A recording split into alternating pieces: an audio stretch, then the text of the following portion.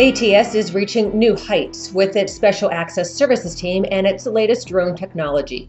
This collision-tolerant drone, alongside a professional engineer on road, performs a detailed inspection. The drone does the initial survey and identifies areas of interest, which then allows the inspector to only focus on the problem areas, which streamlines the inspection time required.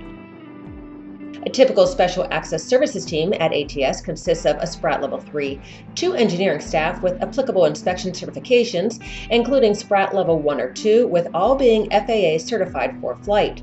ATS is one of the nation's leading fall protection design groups. Our expertise sets us apart as we design custom solutions within our vast knowledge of OSHA, ANSI, and ASTM codes.